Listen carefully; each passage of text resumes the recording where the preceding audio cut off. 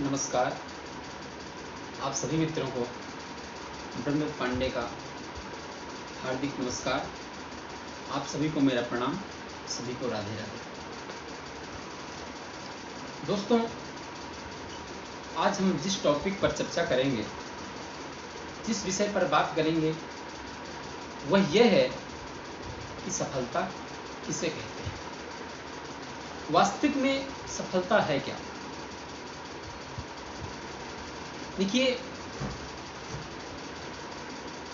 दुनिया के 90% लोग सफलता उसे मानते हैं जीवन में बहुत बड़ा पद हासिल कर लेना, बहुत सारे मकान बना लेना, बहुत सारी गाड़ियां हो जाना, बहुत सारा धन कमा लेना, इसी को सफलता मानते हैं।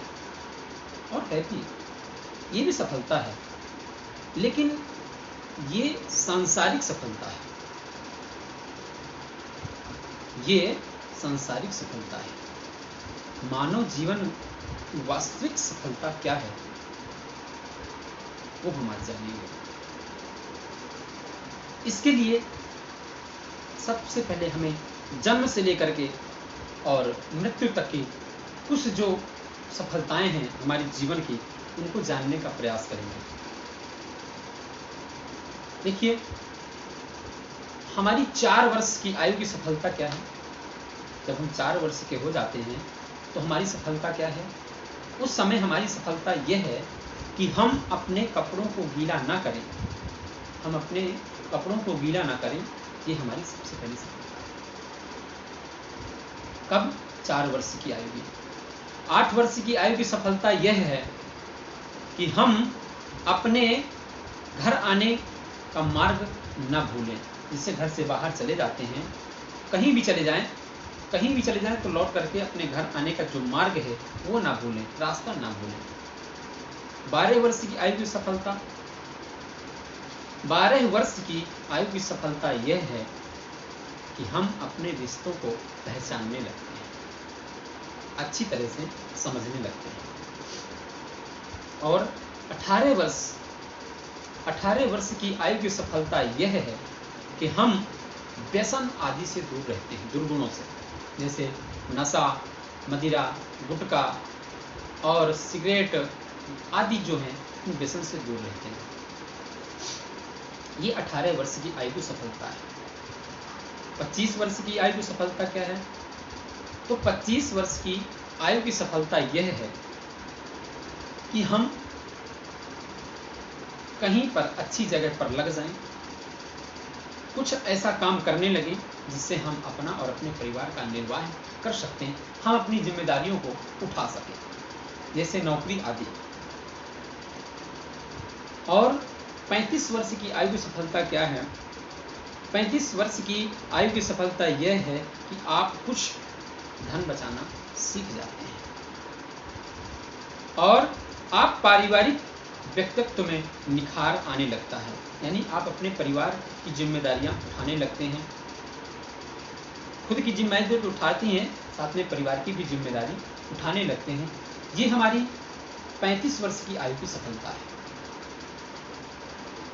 45 वर्ष की आयु की सफलता यह है कि हम अपना युवापन बरकरार रखते हैं, यानी कि अच्छे दिखते हैं, शरीर को फिट रखते हैं, अंदर से स्ट्रांग रहते हैं और किसी प्रकार की कोई रोग नहीं होता है।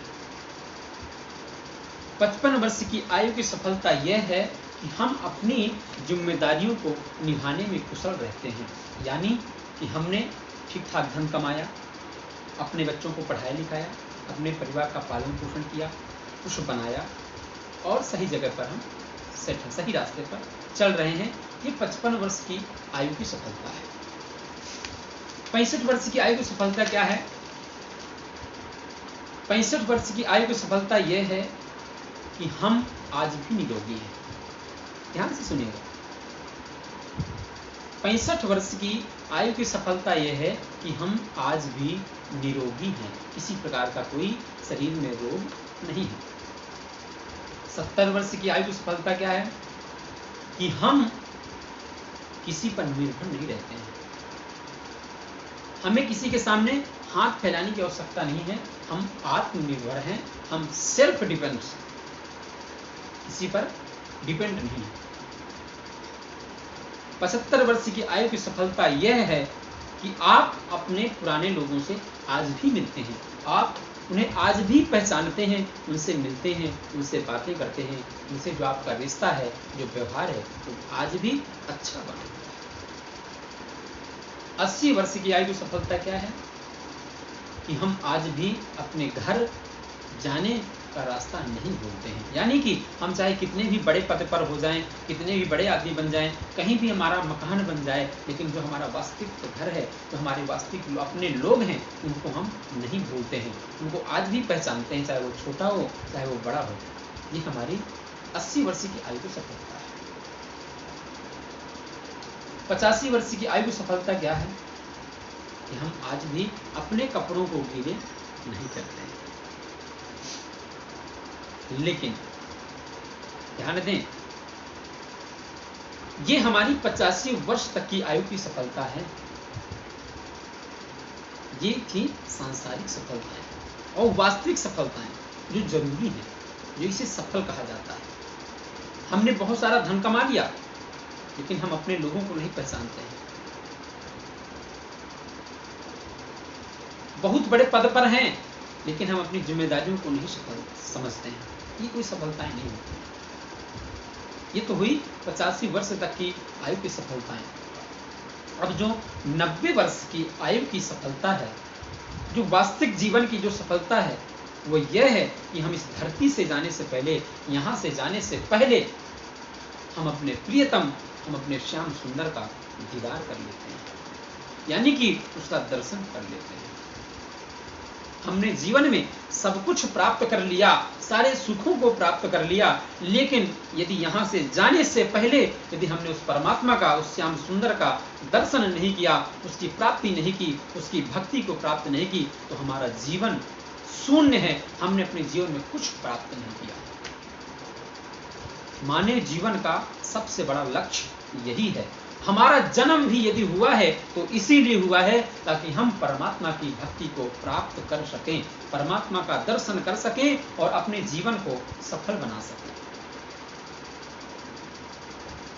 आप यदि भागवत सुने होंगे तो भागवत में 6 प्रश्न किए जाते हैं। क्या? किम श्रेयः शास्त्र सारः कः स्ववतार प्रयोजनम, किम कर्मः के अवतारश्च धर्मः कः शरणं गतः। इन 6 प्रश्नों पर संपूर्ण भागवत की रचना की गई है। क्या है? किम श्रेयः, मानव जीवन का मुख्य श्रेय क्या है? शास्त्र सारः का, शास्त्रों का सार क्या है? क्यों? क्योंकि अनंत शास्त्रम बहुलाश्य विद्या अल्पस्य कालो बहु विघ्नता।